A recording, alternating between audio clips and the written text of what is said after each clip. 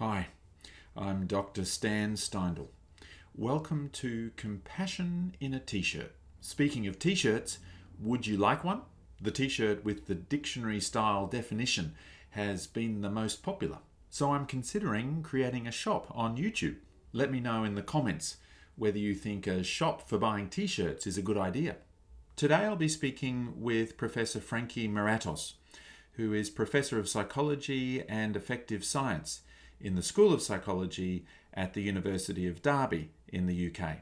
One key focus of her research has been compassion in education, especially studying the well-being effects of compassionate mind training amongst teachers and educators, school students, and higher education students. The effects that they've demonstrated have been very encouraging. And so I bring you Professor Frankie Maratos.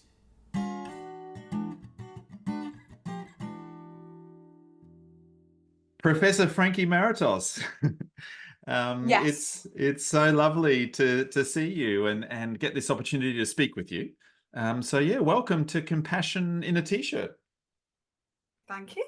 Thank you. It's an honor and a pleasure to be here. Yeah, lovely, great.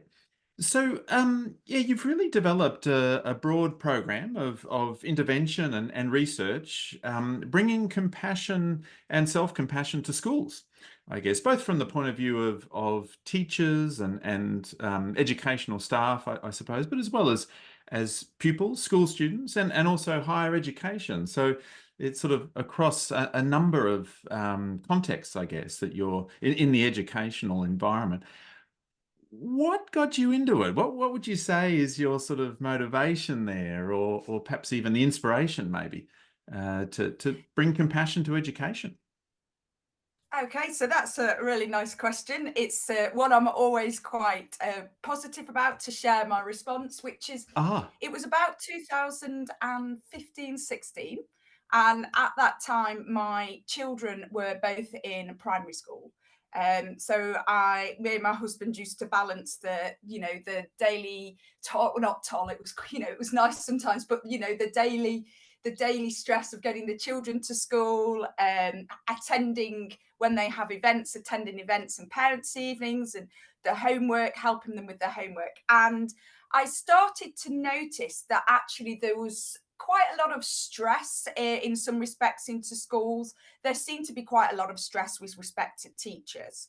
And at that time, we were quite aware that there were health problems and other sort of situational problems within schools related to burnout. So it was quite interesting because we just had a little bit of a look at some of the statistics, and there were already problems of child mental health that had been talked about. But actually, there was a report in the UK at that time how 1 in 5 teachers left within the first 5 years, which is quite high of actually becoming a qualified teacher. And it was put down to reasons of stress, burnout, and just general frustrations with the profession. And my thinking was at that time is there was quite a number of grassroots movements, but if we had maybe a parent who was looking after one, two, three, or maybe more children, and the parent was struggling with stress or perhaps some mental health problems or issues, that we'd offer support to the parent. And at that time, it didn't seem that we were necessarily offering support to teachers.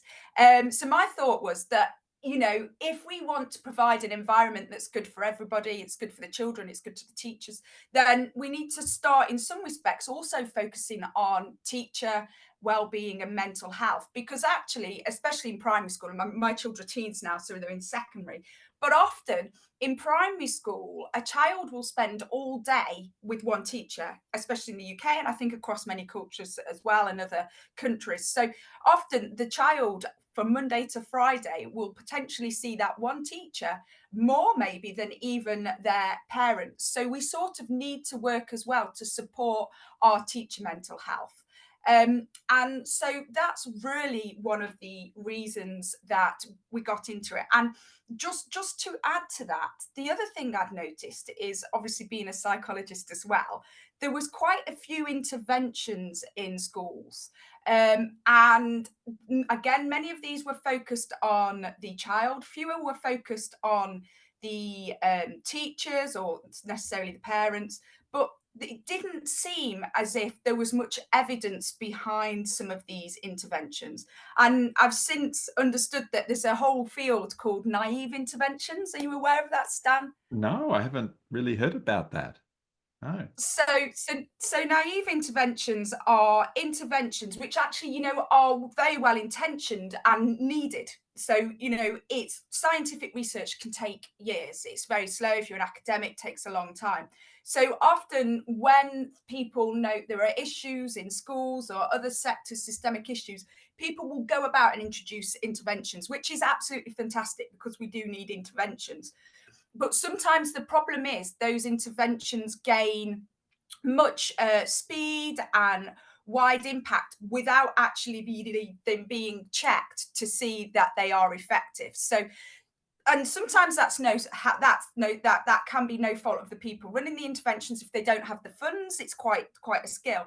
But what I was starting to notice is there were interventions that had become very popular and were obviously generating quite a lot of funds for the people running them. And at that point, they should really be doing the evaluations to check that actually what they are, for example, selling is having effects. And so I think it's sort of a slight ethical and moral issue to go into schools and other sectors which we know are under resourced and potentially sell things when we don't know if they're effective. So at the same time, I'd been working in the field of compassion. So I started in the field of emotion in the early 2000s, but I started working in the field of compassion in 2006, and that's about the time I met Paul. So Paul Gilbert. Hmm. And so I'd been working in the field by about 10 years, and I was aware of the fantastic results that we were having in compassion focused therapy. And I was also aware, I'm not sure if you've heard of Mary Welford, but I was aware of some of the Yes. excellent work that Mary was doing and starting to see if she could bring CFT into schools and sort of, she was working with schools. And so it really came about from those connections and those chats. And what I was really interested in doing to begin with was seeing if we could actually produce something which we would call a proactive approach. So actually taking out the therapeutic bits and having something that was a general well-being approach, for teachers. So actually very early on in about 2016, we started working with Mary and Paul, and our first paper didn't come out till 2019. But first of all, we wanted to look at if it was feasible to take compassion focused therapy out of therapeutic settings, sort of rewrite some of the materials without losing their essence, but making sure it could be a generalized well-being approach that others could use. So does that help give a little bit of an idea of where it came from? Absolutely. And listening to you, it really strikes me. I don't know if I've thought about it like this before, but when we have families and schools, it really is a kind of an ecosystem, isn't it? That involves Mm. everybody there, in a way, and it's kind of that means that there's multiple kind of points of view, multiple perspectives, multiple targets in terms of where we might bring in the interventions, and sometimes those interventions are a little bit sort of disparate. That there'll be certain things that are happening maybe over here with children, and maybe even over here with teachers, say, but you had this kind of sense. What if we kind of brought this intervention in that we know works therapeutically, but let's bring it in a kind of a perhaps psychoeducational well-being kind of a way throughout that ecosystem. And it's sort of interesting because then, maybe everybody's starting to kind of talk the same language a bit, the same compassion language, because the teachers have kind of been through it, the kids are going through it, they can, really talk to each other about certain things, and it becomes kind of a foundational maybe part of that ecosystem. Yeah, I mean that's exactly right. So originally, when we started the work in the field, we were quite interested in thinking about the well-being aspects and actually improving well-being for all, because individuals can flourish. But as we started to develop the work, we did start to note that actually some of the issues that are systemic are getting much wider or bigger across education sectors, across different countries and areas of the world. So it is also very much about a systems change. And some of the work, I'm sure we'll come on to it later, but some of the work we do with children, we obviously want it to be scalable, but one of the sort of conditions behind it is the teachers need to be practicing compassionate mind training and have done the staff or the teacher intervention to be able to lead the child intervention, because they need to understand the principles, they need to do the practices, they need to be able to sort of lead with fidelity, which can be a problem in other areas where people design interventions and then others lead them, but who don't necessarily have sort of the knowledge or the expertise. So with our model, we have the teachers who will lead it in schools in our pupils. They also do the teacher sessions first. And actually, there's fantastic work going on. I'm sure we'll talk about it in Portugal and in Australia as well, where they do work with parents. And one of the next steps that we want to do in a whole school approach is make sure that we offer the full body, which is the training for teachers.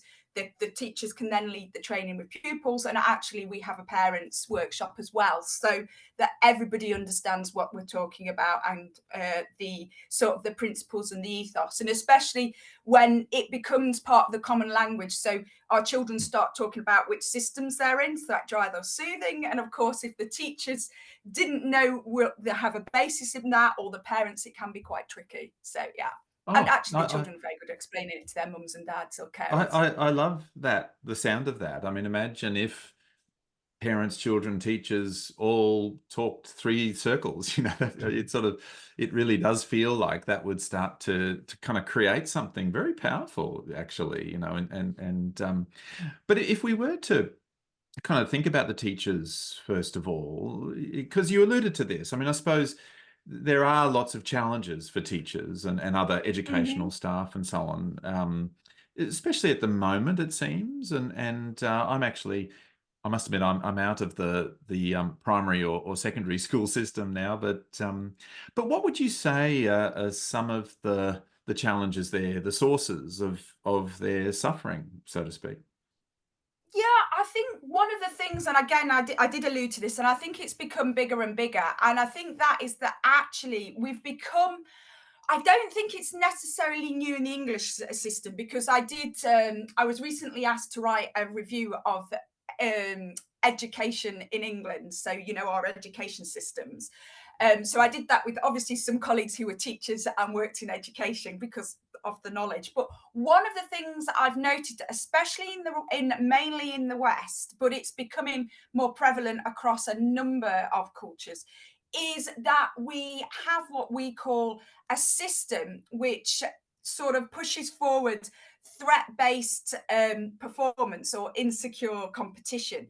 And so this is the idea that it's quite, you cannot fail. So I'll give you an idea of what I mean by this. So in a lot of countries now, and especially in the UK, the system for schools is metric based, and the same for colleges and the same for universities.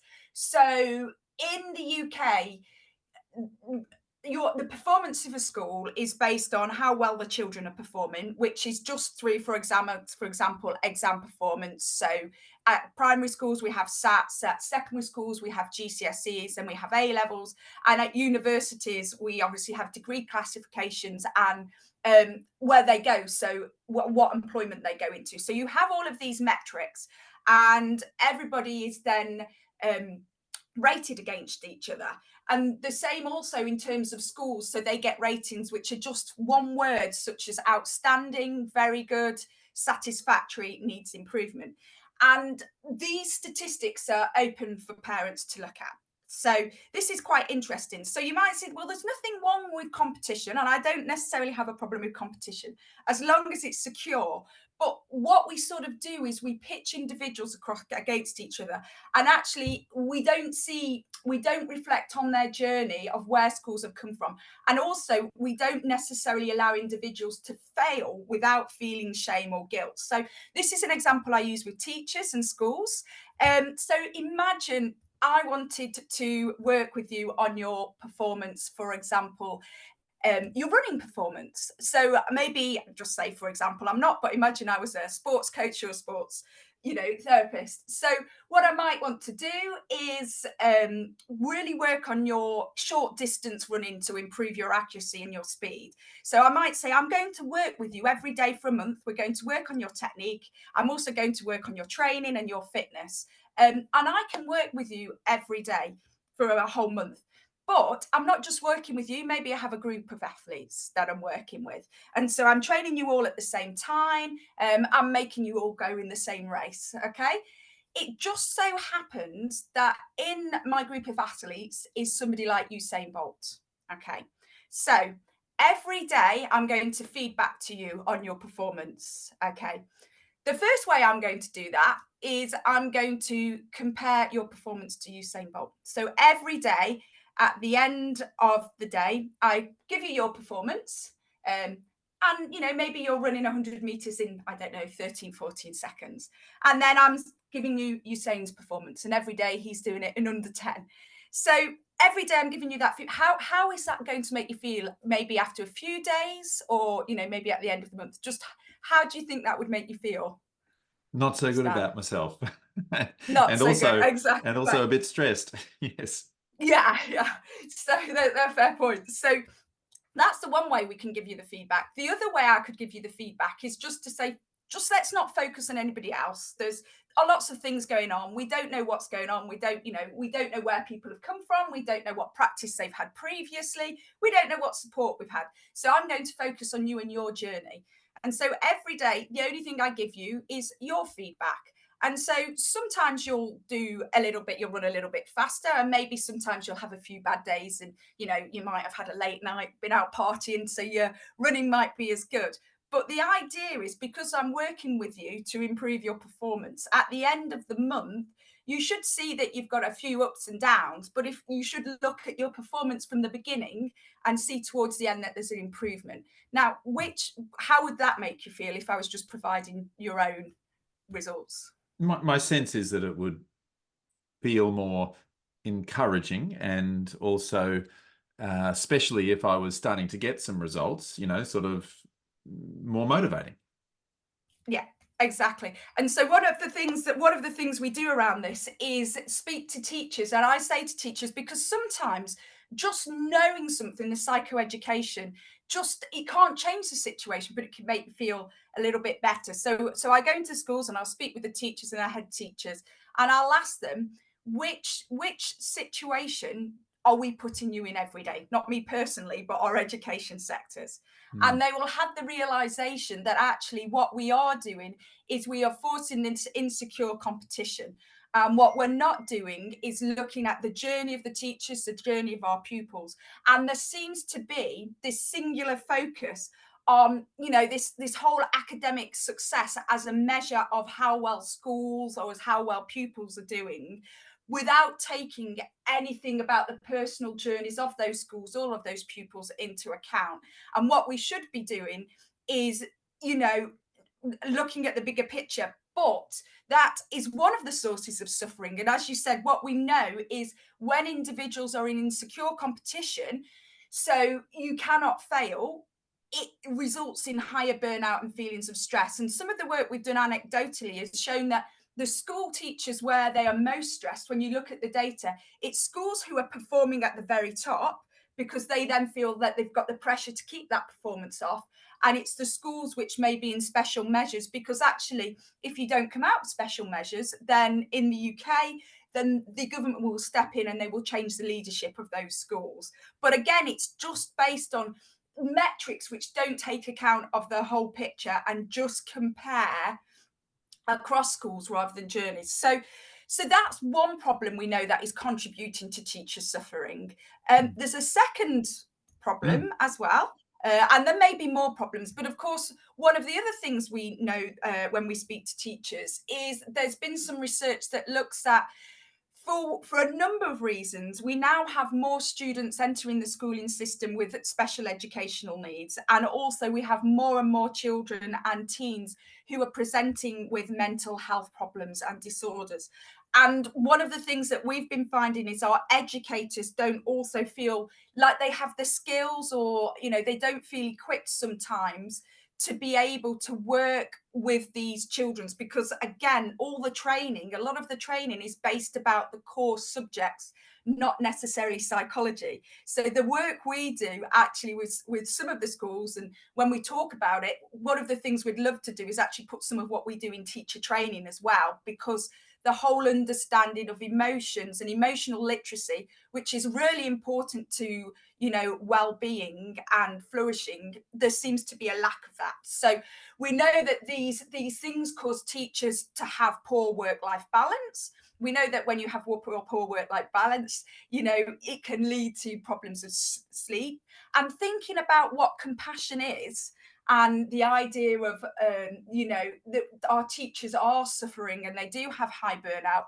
One of the things that we try and do in our CPD for teachers and educators is actually get the teachers to remember their true intentions and why perhaps they went into education and to become teachers or schools. And if you talk to teachers, it's often because they wanted to make a change, maybe because they had some excellent experiences themselves, or maybe because they had some poor experiences.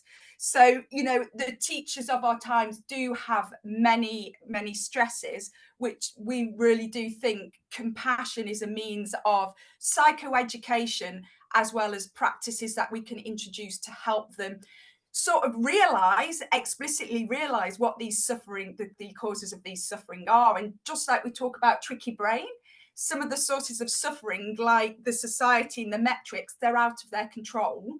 But once they know something about this, it can be helpful. And then, of course, we talk about emotions and also introduce compassion and flows of compassion in school settings. Yeah. Yes, it really is a sort of a whole system of insecure competition, insecure striving, threat-based drive, I guess. People always feeling like they should be doing more and aren't quite good enough, and those sorts of things. And students coming in with extra needs and feeling sort of not quite trained to kind of cope with that. That just sort of adds to that feeling of not quite good enough. There's sort of self-efficacy and self-confidence just sort of takes a hit, I think, doesn't it, in that environment, and then that produces a lot of the stress. Isn't it funny how sometimes in CFT we might ask someone who's working with their own self-criticism, would you want a child you care about to have a teacher like your critic? And so then when we're working with teachers, we might say, what sort of coach really feels like it would be, kind of would work, for you, and so on. It really is about trying to help people sort of, change perspective a little bit, or think about things from a slightly different angle, and kind of start to explore how is the way that they're already doing things working for them, and is there a different way perhaps to approach it. I presume, yes, one can't really change much of that system in a way, although a system intervention is probably on the cards for you at some point as well, by the sounds of it. But they can change what's happening within them, I guess, and their internal self-to-self relating. I noticed you did the Nurturing Compassion in Schools randomized control trial with teachers. How did that go? What was the methodology there, or what were some of the results? Well, that's brilliant you talk about that. And obviously, I can't take a lot of the credit for that, because that was run by our Portuguese team, which was headed by Dr. Marcela Matos. So just to give you an idea, so when we started working in the field, the first thing we did was we wanted to check that what we were doing was feasible. So this is why research takes time. So the first trial we did was in the UK, we used what we called a multi-baseline design. And that's when you don't have a control group, and a multi-baseline design maybe has 2 pre-periods, because one of the things about when you run interventions is you want to know that it's an effect of the intervention rather than just changes over time. So we ran the work in the UK, which led us to demonstrating that actually, yes, you can run so we call it CMT. It's just our way of distinguishing it from CFT because it's not compassion focused therapy. So we talk about compassionate mind training. And I know it's just the way the field is involved, because obviously CMT is a large part of CFT, but to differentiate what we do, we would just refer to it as the broad term of CMT. So it showed that we could take, the elements of CMT out of CFT and run them with teachers and educators and show that it was effective and they enjoyed it. So, it was accessible to them. And actually that early study showed it had effects on self-compassion and self-criticism. Interestingly, because I'll talk about the example we use when we do a little focus on self-criticism. So after that, we got funding. We got a larger part of funding. So the first research was funded by the University of Derby. Then we got a larger pot of funding with the Reed Foundation to take it more widely. So to disseminate what we were doing across, if we could have disseminated it across a different European country, and also could we extend what we were doing with children. So we started working with Marcela and the team. The first thing we did is run the revised curriculum. So we run it in the UK and Portugal. The first thing we did is run a pilot in Portugal to check that we could translate the materials and staff could understand the materials. So we'd had a study that showed that we could implement it in a different culture and a different language. Then they did a similar, just a pre-post pilot to show that it was having some effects. And building on that, one of the things we always said was needed is obviously more rigorously designed trials. So again, having multi-baseline is one way of doing that, but another way of doing that is a control group. And in the work that was progressed by Portugal, what was used was what's called a step wedge design. And what that means is that you have a group of participants, all who want to take part in the intervention, but you randomly assign some of those to the active intervention group and the others are the control group. Now, what this means is they are a waitlist control, so they do the intervention later in time, but everybody who wants to do the intervention eventually gets to do it. So what that allows you to do with this sort of step wedge design is have a control group, so you can compare participants who've done the intervention to the control group. You can do that over fairly a number of periods of time, so you can get some longitudinal data as well to see if the effects last. And then also you can give the participants in the control group the intervention and have a look at the results overall. So again, this was led by Marcela, because obviously she was running the Portuguese aspect. We run the research in the UK. But one of the most important things I think within the field is we had a lot of discussion about measures. And if we are wanting compassion to show how influential it can be and how beneficial it can be, one of the things is we need to explore different indicators of well-being and also potentially different indicators, what you might call of well-being in certain occupations. So there was a number of standard gold measures of well-being taken, such as, life satisfaction, anxiety, as well as a number of standard compassion measures, such as compassion for self, compassion for others, fears of compassion. And on top of that, we'd also been collecting HRV data. So HRV data is heart rate variability. In the work we do, I tend to tie it more to the parasympathetic and the sympathetic nervous system than the polyvagal theory. But essentially, your parasympathetic nervous system acts like a brakes on a car. So when you have good emotional regulation, you actually have good heart rate variability, because what it means is that when you're stressed, you have a faster heart rate, for example, but you can calm that down using your brake on the accelerator. So without your brake on the accelerator, you'd be zooming along. And actually, if we didn't have the parasympathetic nervous system, I think that our heart rate would be about 120 beats per minute. So we all have a parasympathetic nervous system that acts on that. So basically, the heart, looking at heart rate variability, is showing you how good you are at using your brake to, control your heart rate variability, which relates to emotional regulation. In a very simple explanation. And we also took, therefore, a measure of heart rate variability, and some of the theory behind it is that if interventions are making a difference, then we should see heart rate variability increase, because low heart rate variability is not only associated with poor cardiovascular and physiological health, but also low heart rate variability is associated with disorders such as depression and anxiety, etc. So the step wedge design was excellent.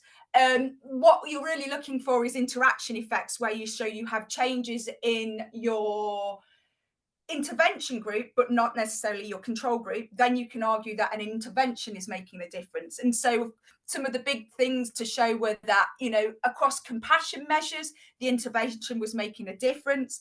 And across satisfaction with life, the intervention was making a difference. And also in terms of, these sort of emotional affects, such as feeling safe, relaxed, and more positive, it was making a difference. And then the HRV data was slightly underpowered.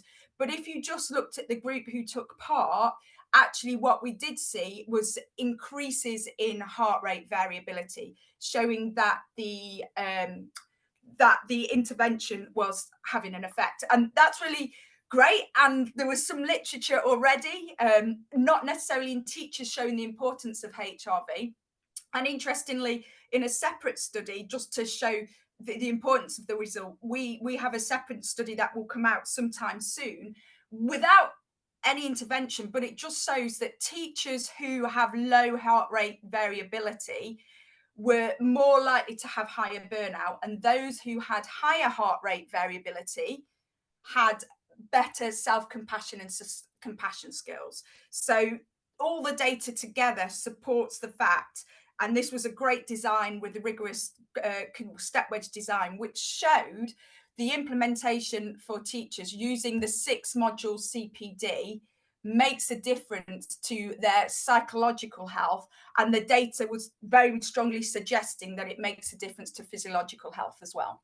No, amazing. The paper has kind of nice details there about what's included in those 6 modules, and so that's really handy. I was very pleased and honoured to see that you had all used the compassion, motivation, and action scale, which is one of mine. And looking at the results there, self-compassion, motivation, and action, and compassion towards others, motivation, and action were both significantly changed. So I thought that was pretty cool as well. And as you say, isn't it fascinating that combined, when we look at all of that, increases in self-compassion and increases in heart rate variability really suggest promoting good psychological and perhaps other well-being for teachers, through really a relatively brief intervention. Well, that's it. I mean, it's 6 modules. The way we're in the UK and Portugal is slightly different. And this actually reflects different cultures. And we've been doing some work in Australia a little bit with University of Sydney. And one of the things that we've discussed is that in some countries, teachers can take CPD as part of their career progression. So in Portugal, they were able to validate the entire CMT teachers as a recognized CPD that can help with teacher progression, which is fantastic. In the UK, you can run CPDs and individuals can add them to their portfolio, but actually there is less focus on teacher or educator well-being as being important to progression. And I think that again can cause some of the things that we've talked about, the stress and the suffering, because if it's almost like that pushes those individuals to feel that they're less deserved of supporting their own well-being. And just before I forget, Stan, you brought up the example of the self-critic and which Yes. version. So we do that with teachers. But what we use instead is when we do that, the module about self criticism and self compassion, we actually use an example of a nurse. So we Ah, have two nurses. So we basically say you're presenting. So I did a lot of work with this with Wendy. So I'm not sure if you know Wendy Wood, but Wendy I, Wood's fantastic. She's been working in the field. For a number of years, and when it was just myself and Wendy, we would go in at the beginning of that module and one of us would act out somebody coming into A&E with a broken arm, and we would then, the other one would be the witch nurse. So we'd have the two nurses, so the one that was more kind and compassionate, and the one that was just very factual and almost critical about you're in A&E again, what are you doing? So, and then we let the teachers have a moment of personal reflection.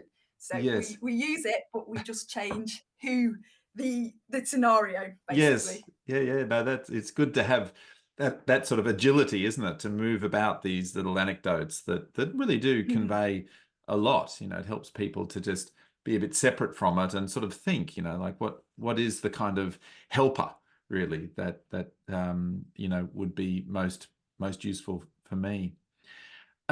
So you've also moved on to pupils as well, and Yeah. I guess one thing that I was curious about, but I don't think was measured in that initial study was whether change it would have been very complicated changes in the teachers, whether that spilled onto pupils or whether that had an effect in that way. Yeah, no, that's a really, really good point. And that's what we are, we're hoping to progress in our next stage, because the first stage of this research was what actually wanting to show that we could also produce a curriculum for pupils. So Yes. when we designed the curriculum, we were running the first few instances, reran the curriculum.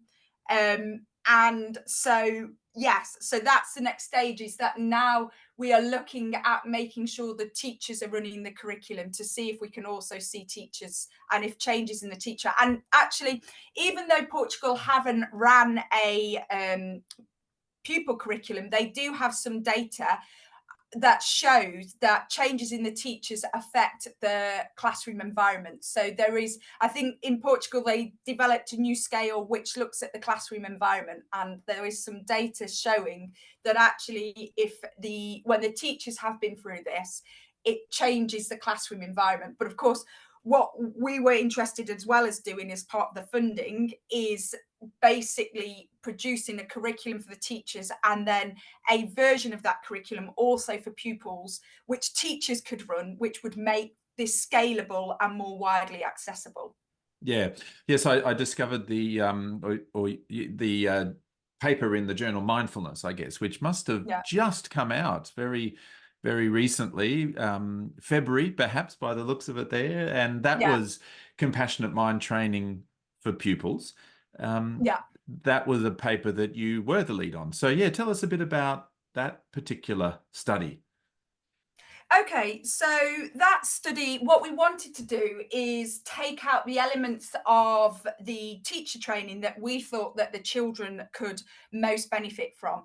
And looking at some of the major health issues in the UK and across the world at the moment, anxiety is one of the is the lead mental health disorder. We're seeing increases, huge increases in it. We are also seeing a lack of pro-social behaviour and kindness towards others. In fact, there was some work by Harvard and other places which seem to be showing our youth are getting a little bit more narcissistic. Kindness is something they rate less in terms of an important life value than, for example, achievement. And that can't be helped, because actually, as we talk about systemic issues, that's the push of academic achievement being the most important thing that children and teens and teachers are rated on. So what we wanted to do is actually have a curriculum that could be taught as to all children, again, in a proactive approach to wellbeing. And we started work with children who were transitioning from primary to secondary school, because we know that's quite, or, you might call it elementary to high school in the States or in other countries, but we know that actually that's really when mental health starts to take a tumble. And what we were interested in was, could we take aspects of what we were doing with teachers, rewrite them for pupils aged between about 8 to 12, to see if it makes a difference to their mental health. And so what we did is, there's much more a focus on the threat drive and soothing systems. One of the things we do, which the children love, is we can't do it in lesson 1, but from lesson 2 to 6, we have a check-in at the beginning where the children discuss in groups whether they've been in threat drive or soothing, or if they've been in all 3 systems, so they start to have emotional literacy about emotion regulation. We also introduce practices about, we call it now, we've been carrying on this work and we're running trials in Wales. We're hopefully also starting work in Camden, but we don't like to introduce terms which are clinical. So we started working with younger children, and we talk about overdrive and overthreat. So rather than hyperactivity and anxiety, so we get the children used to a language which normalizes these responses, because they are normal. But how do you move from overdrive? Because we know a lot of children are quite hyperactive. So we get them to talk about what systems they're in, and if they've been using the practices. So we do quite a lot of work on threat drive and soothing, relating it to their everyday behaviours, but we also map it to the physiological systems for them. So the autonomic nervous system, containing obviously the parasympathetic and sympathetic nervous system. So you might be familiar with those as fight and flight and rest and digest. Mm-hmm. Yeah. So, and that's good that you're used to that. One of the things we say to children and teachers is it's actually incorrect. It's become known as the fight and flight system. It's not the fight and flight system. I hopefully managed to write something on this at some point, but it's a fight, flight, and fun system, because it's a motivating system. So in adults, it also stimulates male ejaculation. So you can guess what the third F is for when we talk about this with adults. So we don't just say fight, flight, and fun, we say fight, flight. But the whole point is, it's actually can be a positive system. So we educate children to actually that drive and threat are very similar physiology. And this helps, because then they can start to understand, well, what I'm feeling like before I go on to a dance competition or a football match. Actually, it's a similar feeling to maybe before I'm nervous, before I'm examined. So it's about ensuring that we're not labeling things disorder-wise when actually they are just part of our normal physiology. And of course, we do a lot of work on compassion, but we very much work on the 3 flows of compassion. And with children, we start, one of the first homeworks around compassion is actually a compassionate act for somebody else. So it might be, helping somebody cross the road, or offering their mum, a glass of water, because if they're younger, they might not be able to make her a cup of tea, or opening the door for your teacher. And with the teachers, we use the same simplified definition of compassion, which is noticing that someone, yourself or someone else is suffering, or has stress. So we kind of, with the children, we say noticing that yourself or someone else is stressed, noticing stress. Or we sometimes call it with the smaller children, just because of tricky brain, that noticing that something's tricky for yourself and or others. And then the second part, of course, is doing something about that. So what actions can you do for yourself or others? So we have these definitions, and then of course we very much work on developing compassion for the self with children by getting them to come up with a compassionate companion. So compassionate other, but they like the word compassionate companion, so they will draw.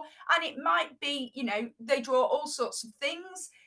With some people, with some children, it is, sort of, a person, but we've had children draw cars, have colours, have musical notes. So we get them to develop the compassion for themselves, but we also get them to work on the flows of compassion for others, and accepting compassion. And actually, some of the results from this, we do have more results, and we've repeated the effects in primary school children. We've just not published them yet. So our first study was with just those who had got into high schools. Our second studies with those who were just about to go to high school. But across it, we showed that it helps with anxiety. So with the teens, it's stopping that downward spiral of actually increasing anxiety. And with the younger children, we're actually showing it reduces anxiety. And in the published work, mindfulness was a bit strict with us. They're not always strict with people. And they wouldn't let us, we were allowed to do it in the teacher paper that came out in 2019, and also the one that Marcela led on in 2022. But we also got very close, significant results. So P.0.53 for perfectionism, but they made us put that in supplementary results. But what we basically showed, and the effect size when you did the comparisons was massive, is actually it was helping children not move towards perfectionism as well.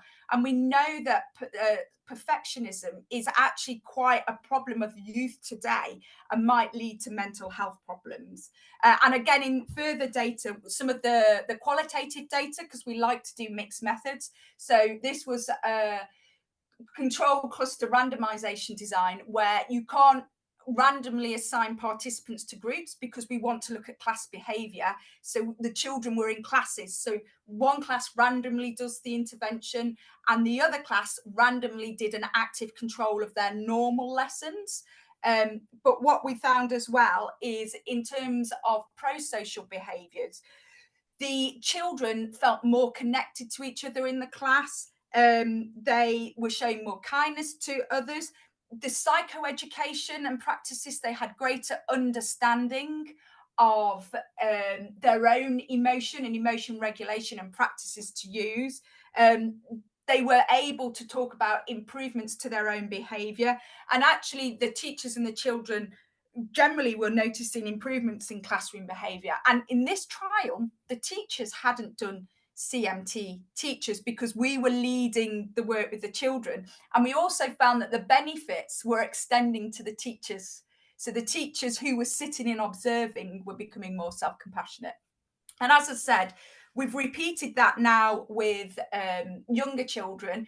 And now we are training individuals, teachers and other professionals who have done CMT, teachers themselves, or teachers, staff and educators, as we like to call it, to be able to deliver this in schools, because obviously then they can continue to be in those schools and it works on the ethos of the school as well. Whereas when we were delivering it to show it could be effective, the problem is then we leave the school. And so we want this ethos change as well as just the curriculums. They shouldn't, even though we've sort of tested them in isolation, it's to form the bigger picture.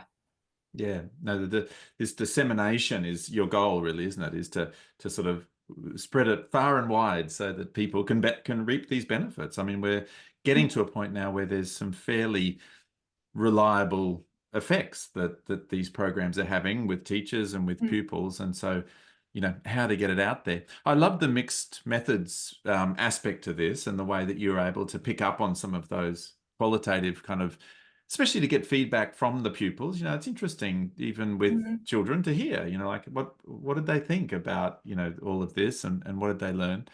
I'm very curious about figure 2 with the trait anxiety and the control condition kind of sort of worsened over time in a way, or went higher in anxiety, and the CMT pupils sort of in a way stayed the same. I wondered, what do you think that was about, or was it to do with timing in the semester and exams or something, or what was that about? So that's exactly that. So in a proactive approach, it's not a reactive approach. So what you're trying to do is maintain well-being and stop the decreases. So our argument was actually what normally happens is when children transition into high school, their anxiety starts to rise. Or the whole point about our interventions is actually it's a proactive approach to well-being. So we don't want to be targeting those problems after they've arrived. We want to ensure that we can maintain well-being. So it is quite a different thing to get your head round, and it was quite tricky with mindfulness to explain, which is why it's always beautiful to have an active control group, which is Mm. we'd achieved exactly what we wanted, which was to show by doing these sorts of interventions, you're maintaining well-being. So you are stopping children going towards those problems which exacerbate in high school. I think now the levels is, 1 in 5 children in high school has a probable mental health disorder. And it's fewer in primary school. It's about 1 in 7 to 1 in 10. So you suddenly see, I mean, it's high anyway, which is ridiculous. But what you're seeing is it suddenly increases. And actually, in the UK, there was a program on the news just the night before last about, since COVID, that anxiety is the biggest problem in getting children into schools because they just can't be around others. They are struggling. They're finding large spaces, tricky. They're finding interactions very, very difficult. So yeah, so I think the interesting thing was we were sort of after the flat line. Interestingly, with primary school children, there's some research by Perkins et al. Who did a systematic review suggests that when you go in with younger children, you can even start, you can do similar things and show decreases. And with younger children, we get effects where it drops as well. But what we were trying to do with the high school is stop them getting any worse. And that's what we showed. And basically, if we can maintain that they're not increasing anxiety, and they are using these emotion regulation strategies and these kind behaviors to self and others, that's a real benefit. What we do need to do, of course, is collect more longitudinal data.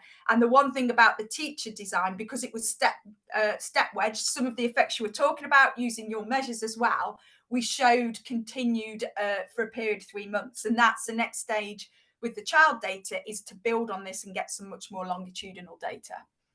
But imagine if your program or the CMT was kind of rolled out and was widespread, and these sort of middle-aged kind of or sort of older children developed skills to kind of help regulate their emotions and sort of stay calm and cultivate the wisdom of kind of all of that, and then off they go to high school, and the positive implications in a way are kind of profound, really, to have that early intervention. No, absolutely. And we have a lovely, I mean, obviously it's not scientific data, but we have a lovely focus group that one of our Welsh trainers did with 4 children who are in primary school.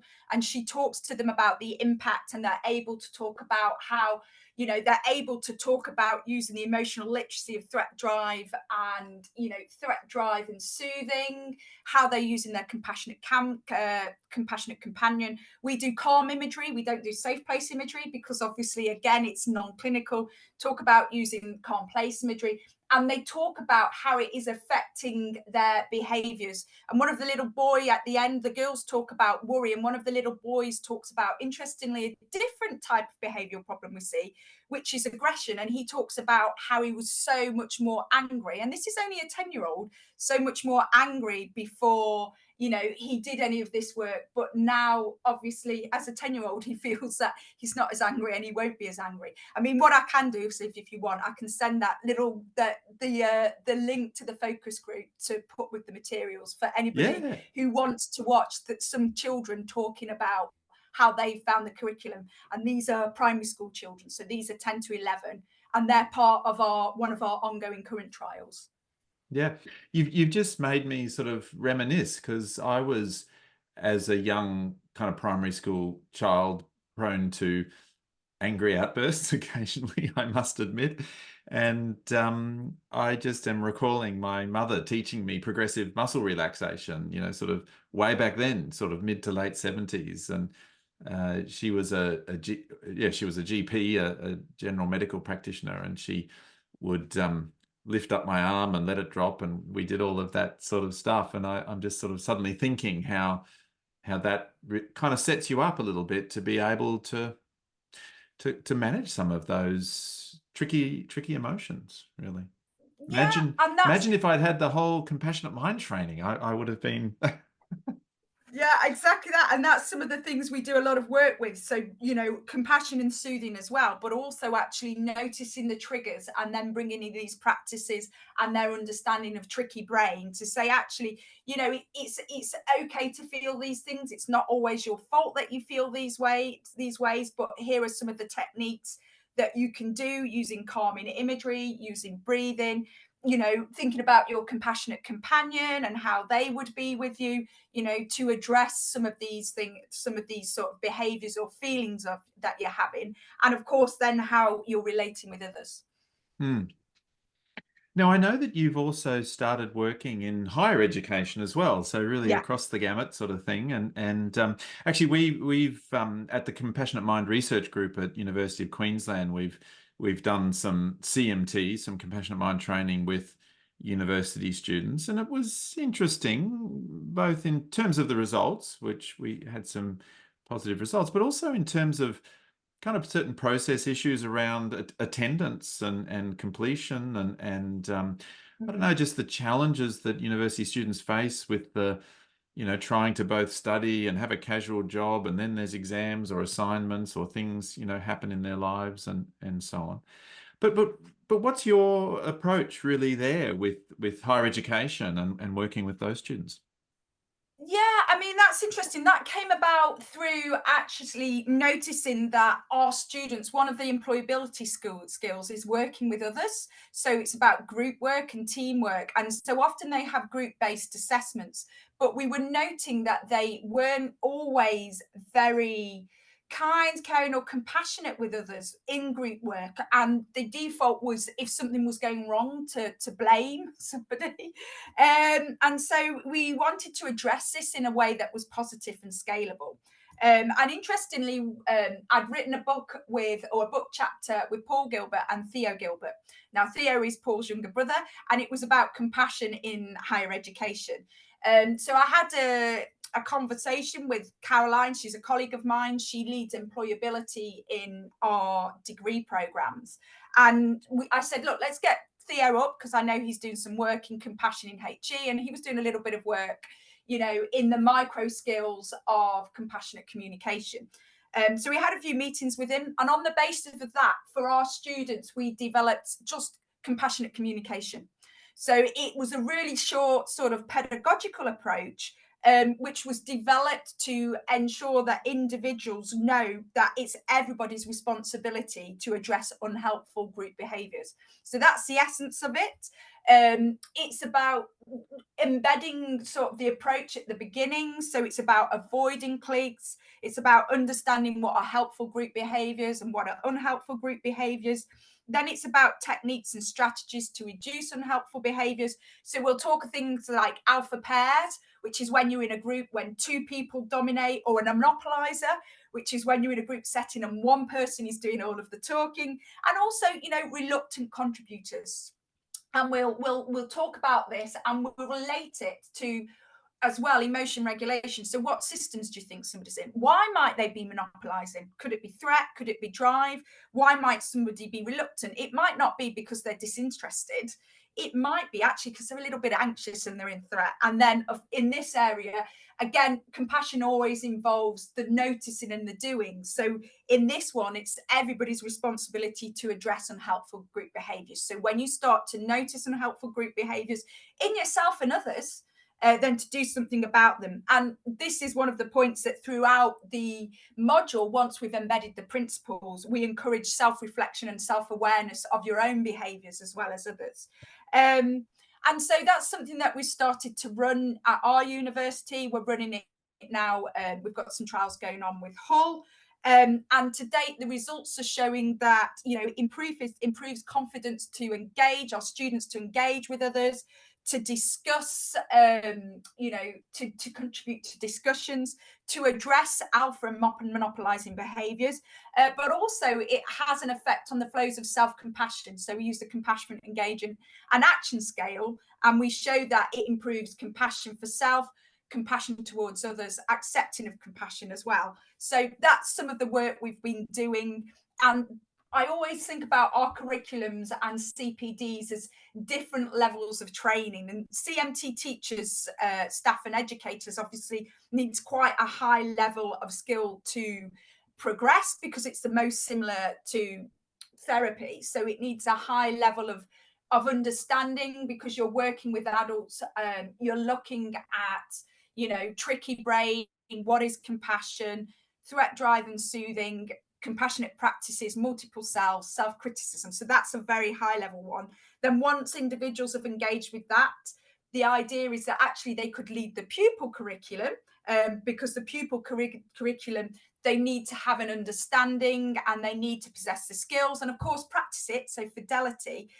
But we're finding with the compassionate communication, we can give lecturers and others not too much training in it, about half a day to a day, and then individuals can, deliver it as an approach in group work with their students. So Stan, it's something you'd be able to do, given the background, you'd be able to do fantastically easily. And so, yeah, and we have videos that support it. And so that's one of that's the sort of extra bit in our area. And of course we want to do some work with parents as well, which we know James and I think Marcela have been doing some work developing short parent curriculums as well.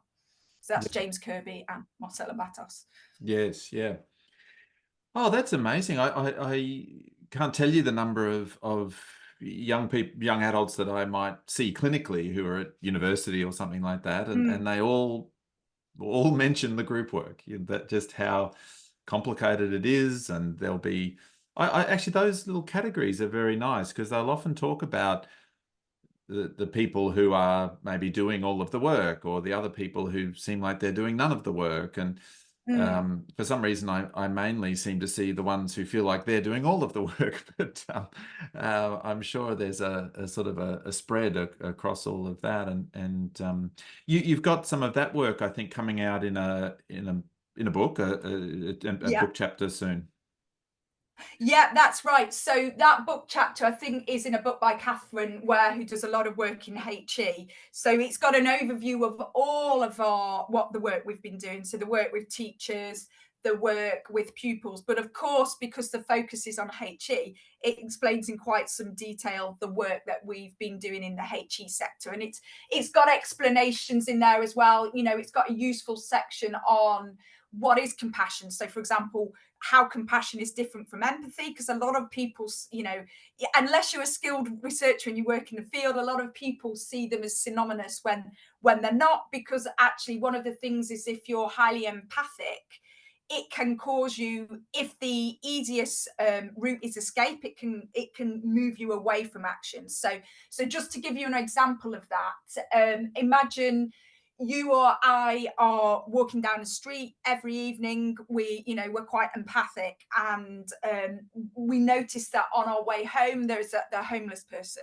And actually that might be quite stressful if you're highly empathic, because you might feel for them, you might embed their feelings, become quite close. And so sometimes with high emotional empathy, what can cause is it causes so much distress that if the easiest mechanism is escape, to calm your distress, you will do that. So in that situation, it may be that you find a different way to walk home. And this is also why sometimes highly emotionally charged charitable campaigns and news stories can backfire, because people will switch them off. But that's one of the keys we talk about, the difference between empathy and compassion, which is compassion is noticing, the distress and suffering of yourself or others, but then importantly, the courage to do something about that. So the action is actually, if we are going to be truly compassionate, what would be an action, which is courageous, which is based on wisdom, that actually helps me engage with that suffering rather than avoid it. So,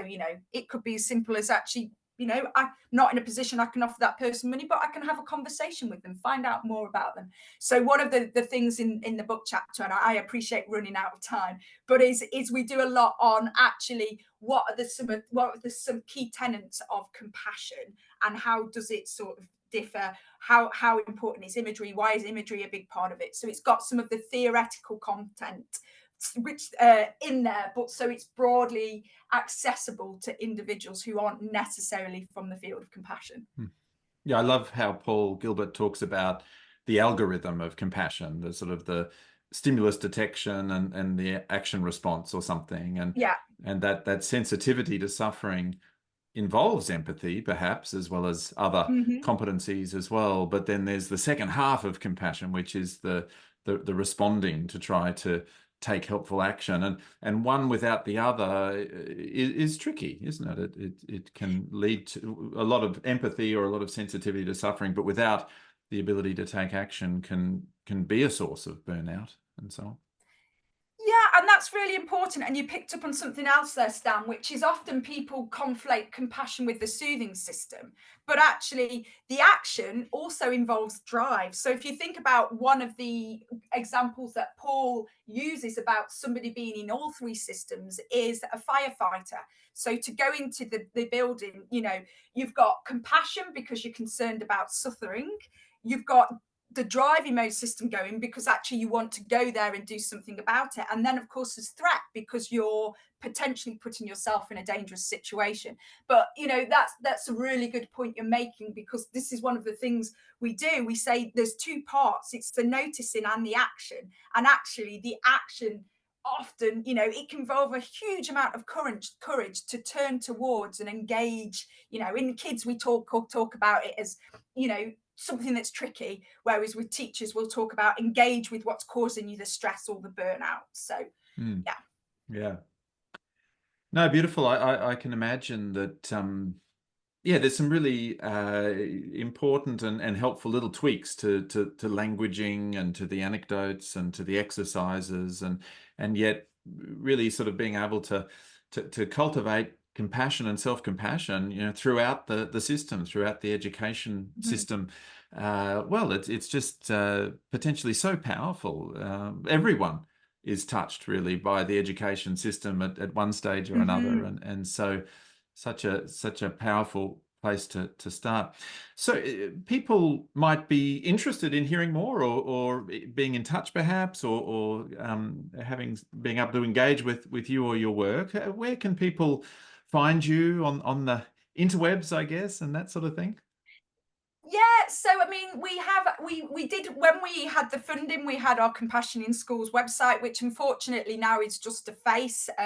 So I think it's got my contact details on there, but because that funding has run out, it's just a face. So we've set up, if you search Compassion in Education Derby, you can have a look at our University of Derby website. It's got information about some of the courses that we offer and the lessons we offer. And of course, people can also, they can email me. It's f.maratos, which is MARATOS at derby.ac.uk. And I'm doing some work in Wales next week. And then there's a conference in Poland, but I'm hoping to get some of this more out there. Of course, do a few more. Now we know, we always were really keen about making sure that we collected the evidence base. So it wasn't, we didn't want to promote it until we knew that there was the evidence that it was acceptable, it was accessible, and that it was making a difference before we started to talk more about what we're doing. So as a scientist, and again, I'm a scientist from my background's emotion, which is why my prof title is psychology and affective science. So Yes. I was Yeah. always really keen to make sure that we have this evidence to show that what we're doing can make a difference before sort of moving to the next steps. But as well, if there's any funders that listen to this, obviously it's funding that helps us get this, promote it so that we can get it more widely into different schools, not necessarily, and education sectors, not necessarily in the UK. But again, as you know, we work with Portugal. We're doing a little bit, hoping to get some work set up over in Australia. But more the merrier, because actually we want to get this out there now we know it makes a difference.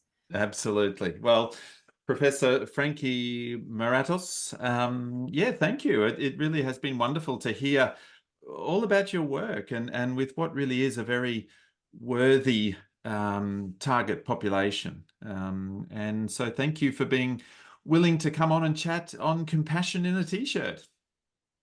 Thank you, Stan, and thank you for the invite. It's been lovely, and to have your insights as well and share our discussions. Appreciate it. Thank you very much. Thank you.